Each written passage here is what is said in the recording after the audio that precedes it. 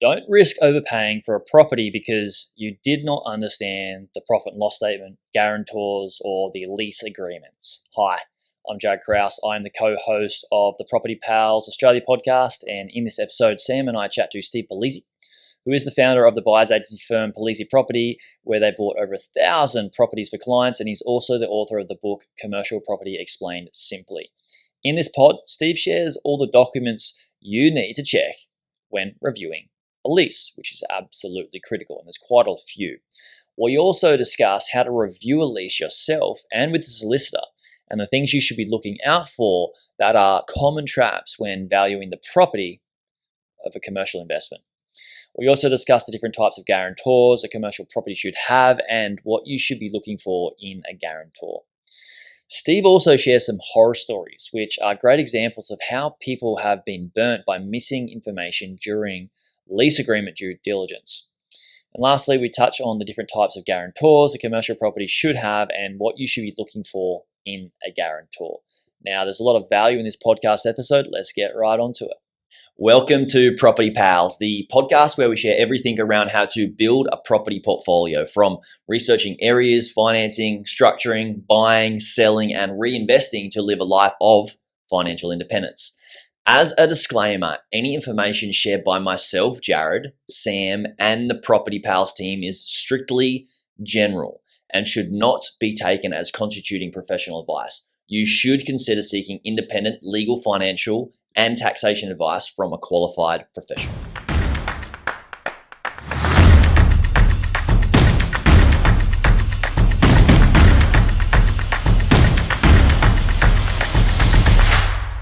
Steve, Sam, long time no see. It feels like it's been forever. Yeah, I'm getting sick of you guys, let's be honest. We're just milking all the value out of you.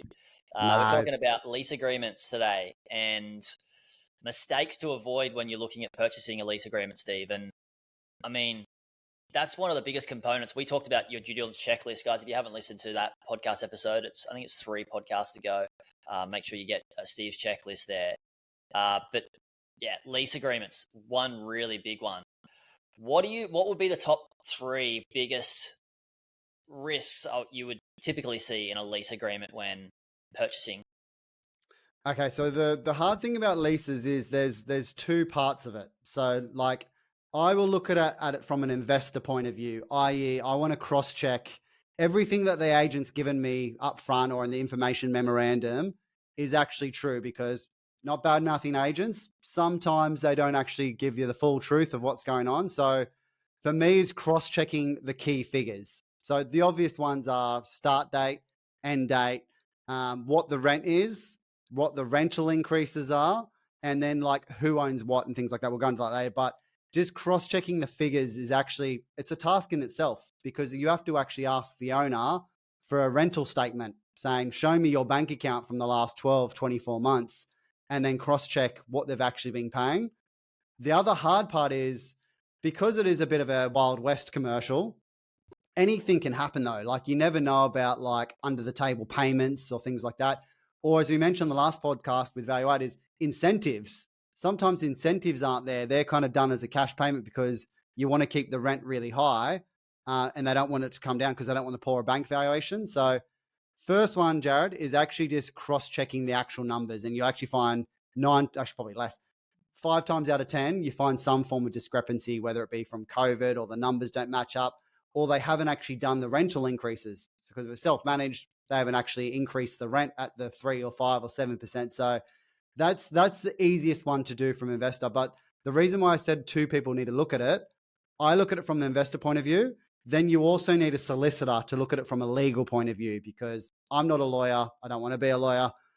They look at it to make sure it's foolproof. So if there is ever an argument, legally you're covered, because that's the whole purpose of a lease. It's a legal document, an agreement. I call it the rule book between the owner and the tenant. So they make sure it's legal. I make sure the numbers I'm happy with.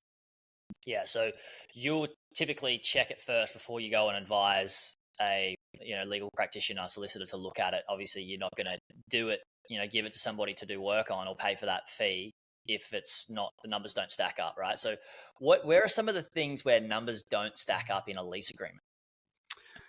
The thing is, say like the bonds, for instance, so rental guarantees and personal guarantees and bonds, they might be somewhere in the contract, but if they're onto like the second or third option and say the rent's gone up, they haven't actually increased the bond. So say you bought something 10 years ago and they paid 2 months worth of rent as a bond, the rent's doubled, for instance, but Mm, they've still got the same fee. So the bond has less value. It's actually only equivalent to now like 1 month instead of 2 months. Same yeah. thing for rental guarantee. So just cross checking what's actually there has actually been stipulated. But the other most common one is rental increases, especially where we are now, because we're in 2024. What happened with COVID is there was a lot of under the table agreements about, oh, no, we won't give you a rental incentive. We'll just not do rent increases for the next 3 years. Or there's some form of payback. They'll say, oh, look, during COVID, we'll give you 6 months free rent, but pay me back over the time. And this is the biggest headache for us because we don't actually see it. What happens is they might still be paying the other owner for that. So we need to kind of weigh up like, oh, should that be going to us? Should that be going to them? Who deserves what? And that's the biggest one where you can get a disgruntled tenant, whereas the new owner takes it on and Mm. there was a previous agreement that you didn't know about.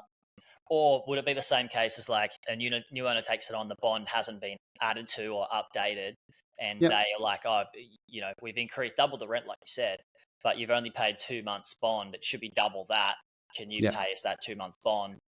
That Yep. obviously off the bat creates a bad sort of a kick in the mouth. I would say from the you know from the standpoint of the tenant, like, well, do I really want to rent this property back off this new person, new Yeah. But landlord? this is why commercial is more complicated because part of this is you actually call the tenant, obviously, and you kind of go over like making sure that they're fully aware of these are the conditions of why you're buying the property. I also get my property manager involved as early as I can as well because they're the ones going to be taking it over. So they can also add another layer of protection that way. So that's the hard thing with commercial is it's just a big contract with lots of different variances. And there are standard like lease agreements, but you can change everything with special conditions. I've been lazy as well. Like during COVID on some of my properties, I probably should have done it like when I gave like a rent free period in that. You'll rarely go back and change the lease because the lawyers, the incentive is actually going to be less than paying the lawyers.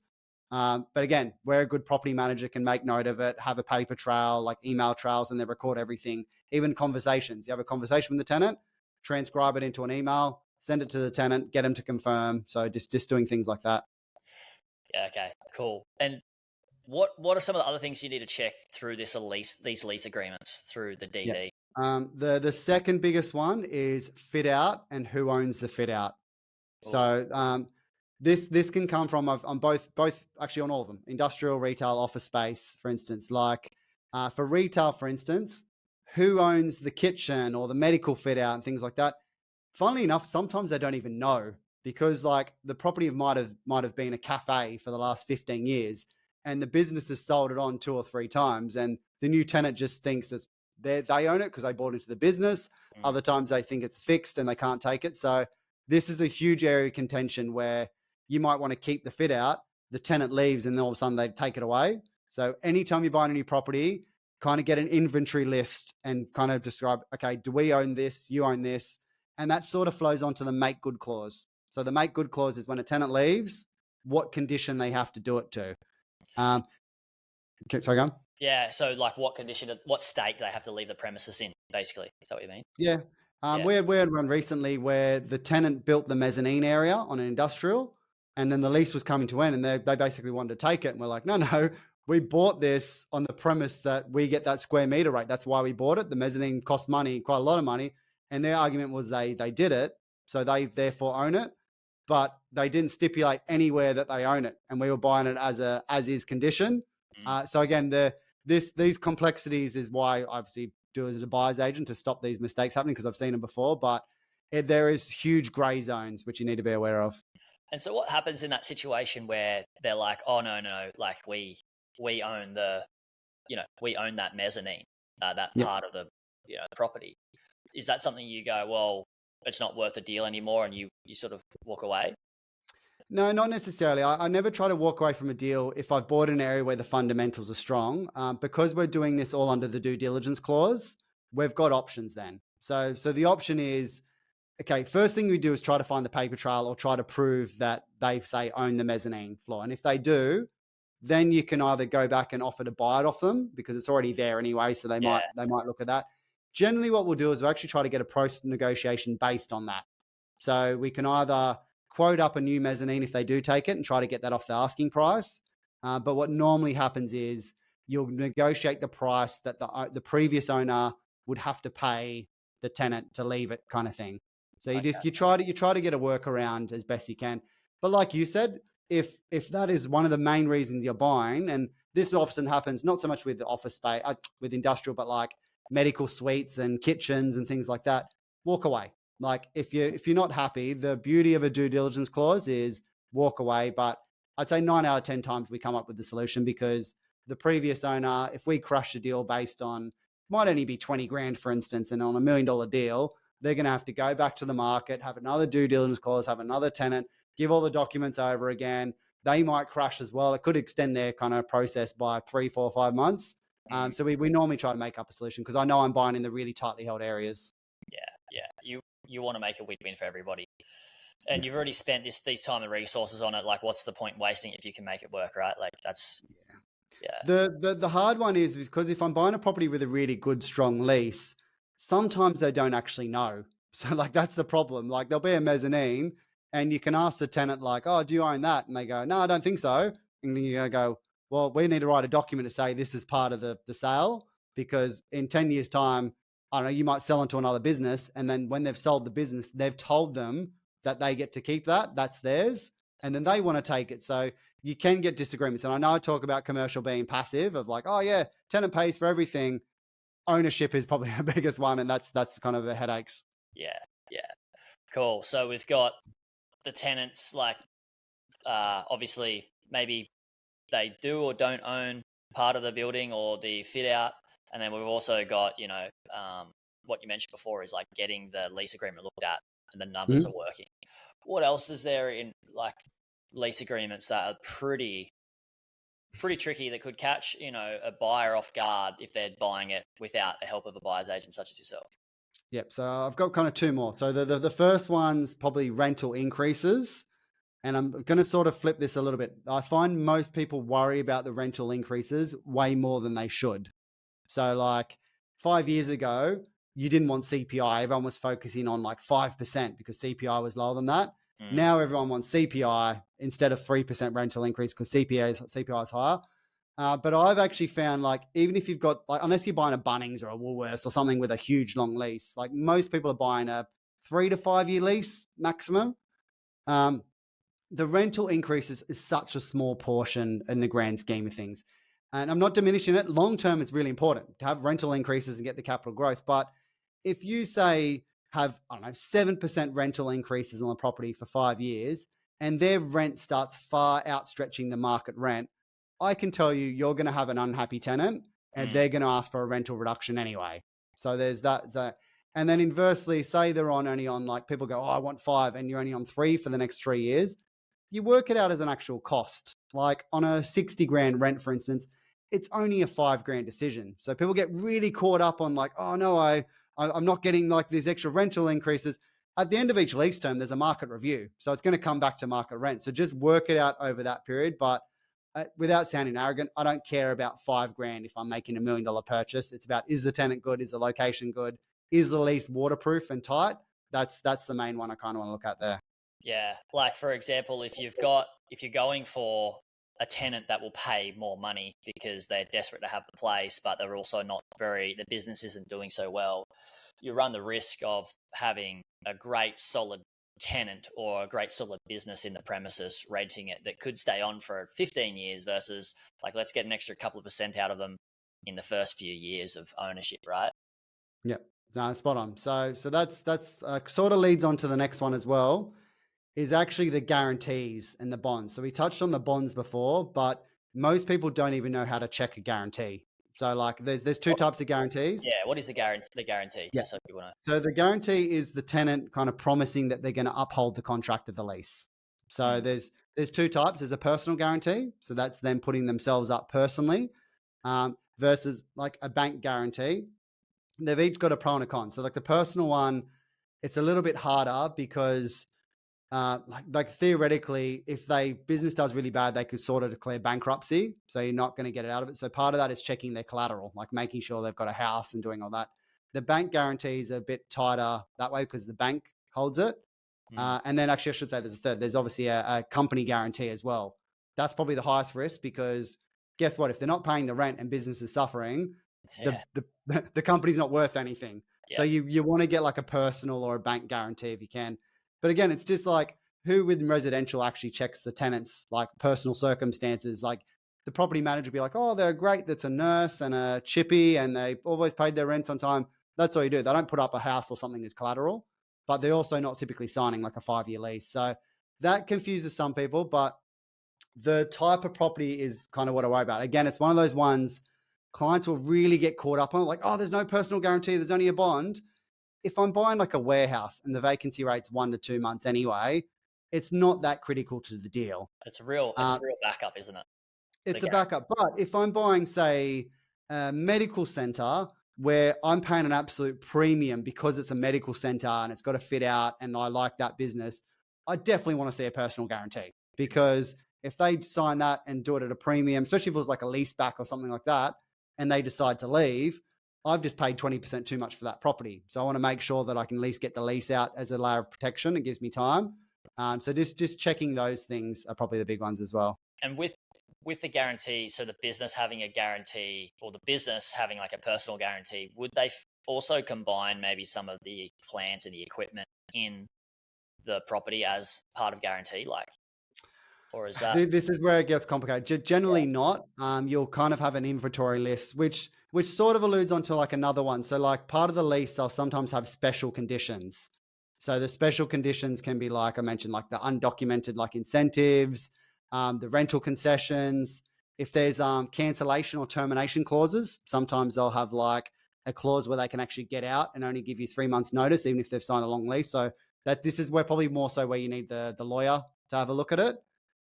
Special building allowances. If there's any additional expenses, so we obviously touched on other ones where they pay 100% of the outgoings, but sometimes there'll be stuff that they don't have to nominate, like they're not responsible for the air conditioning or the refrigeration or whatever it may be like that. Once one I've seen recently, demolition clauses. So there's ones where the owner potentially it might be in your advantage is you can kick them out if you need to demolish the site. So i.e. you want to do a development or something like that. So the special conditions is probably like the last one where it gets really tricky and really gray, but that's also the beauty of commercial is you can negotiate absolute anything and then kind of go from there. Yeah, got ya. Yeah. So as a brand new buyer, the buyer's agent is going to typically go through all these things. What's the one that really catches people off guard mostly out of those sort of 4 that you've mentioned? Probably the rent not matching the rental statements. Like that's the easiest one, and it's the most common. People just take it for face value, and it gets quite complicated sometimes because like you'll ask for a rental statement and they'll say no, and then they give you an Excel spreadsheet saying this is when they paid, and you're kind of like, should I trust this? Should I not trust this? Yeah. So I actually no, I'll change my answer a little bit. The lack of information is probably gets what people are most caught off guard and what means they can't pull the trigger because they don't like my due diligence checklist has like 100 things you request. So many documents that you have to get. You don't always get it. So like, shall I just pull it up now? So like just for lease review. So the documents you need to get are the lease, amendments to the lease, subleases, rental abatements, licenses, insurance, permits, development approvals of tenants' business, the car parking arrangements, bank guarantees, personal guarantees, lease securities, the list of the owner's fixtures and fittings being sold, evidence of payment from the vendor for any tenant's fixtures. So they have to prove that they actually paid, which we mentioned before, a list of what fittings they own, a depreciation schedule, any undocumented incentives.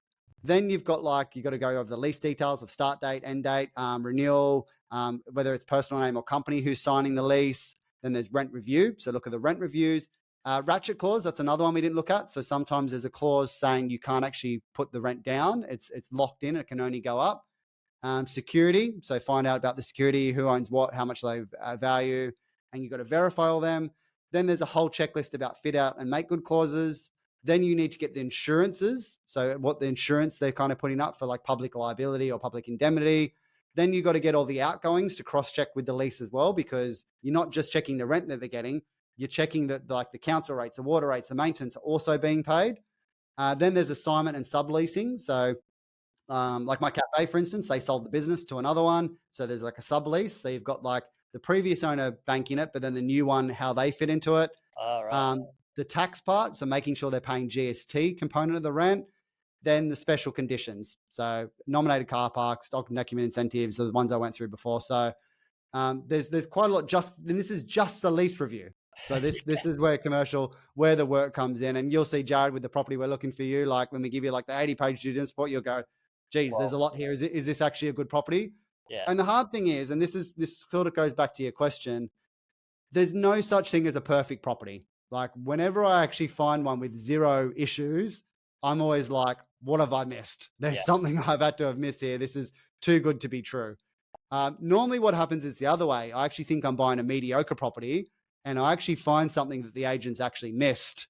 And I'm like, okay, this has just turned into a cracker of a deal now. I'm not going to tell the agent. Yeah.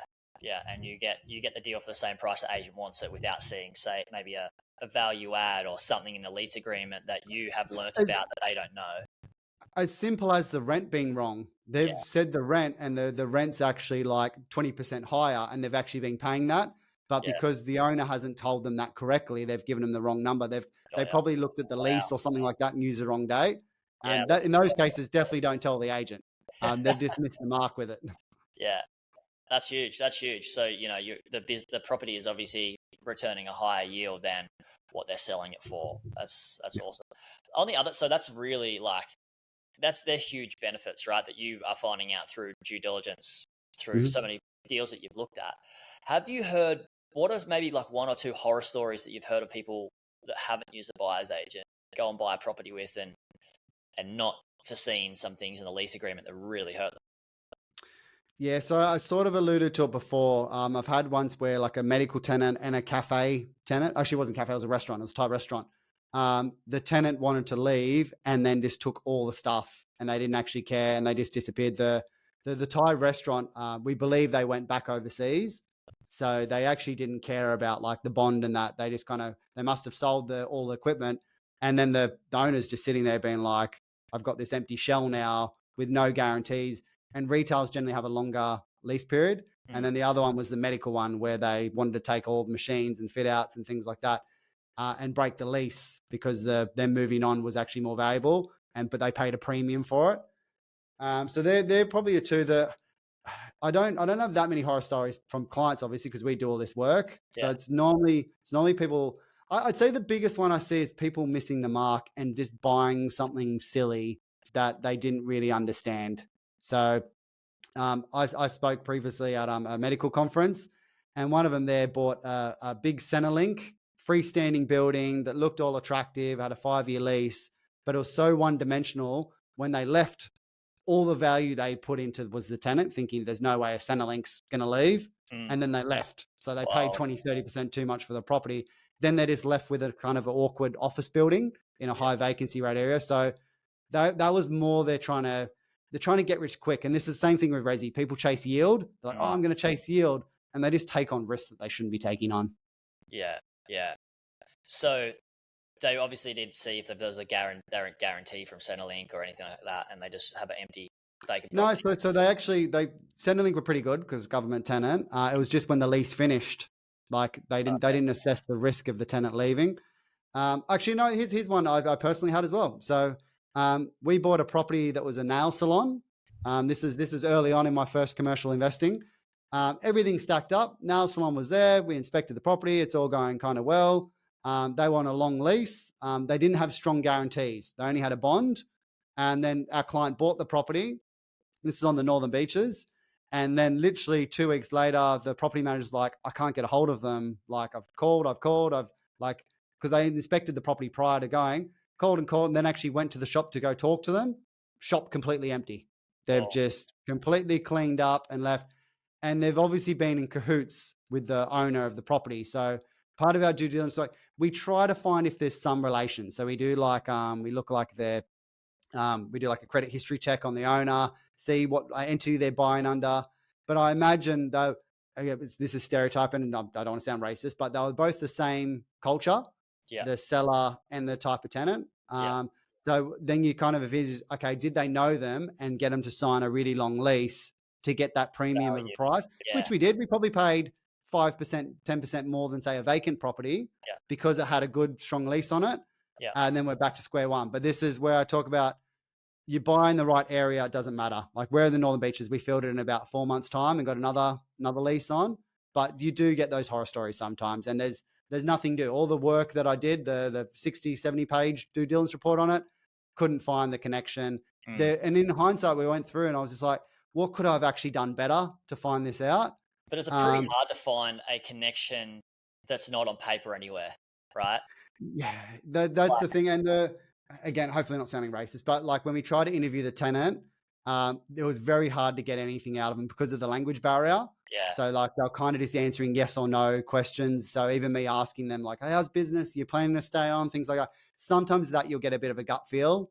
Yeah. But that one I couldn't. So yep, missed the mark on that one a little bit, but still a good outcome for the client. And that was what, 4 years ago. And now that property's worth about 30, 40% more. So they're still happy. And like you said, you're really looking at the day. Like what I've noticed is like the days, not the days on market, I guess, but like the time it can take to re-let the property on average in that area based on that asset type, right? Like it could be, sometimes it could be like 15 days to 60 days. Yeah. And then you factor that into when you're purchasing it to like, oh, if I need a new tenant like fast, then that's what I'm going to be up for in terms of expenses for the repayments of the property when it's unleased, right? Yeah, especially for retail, where it's harder to get some kind of trust in that number. So like we bought the properties in Newport in the Northern Beaches. So you go on that main street, there's always a few vacancies, and some of them are vacant for like a year, some are 2 years, some are 4 months. The reason I like this one was it was kind of on the corner of the main intersection. So it had really good street frontage. So everyone could see it from every angle. And I was like, if this tenant leaves, and I didn't expect them to actually leave, but they did, it could have been a cafe, or it had the most exposure of the area. And that's why we filled it so quickly. Whereas if you'd bought the same thing, like, you know how they got offshoots down like alleyways and things like that, they don't have the foot traffic. That vacancy period is going to be much longer.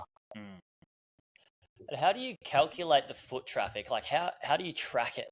Like how does one commercial property track the foot traffic?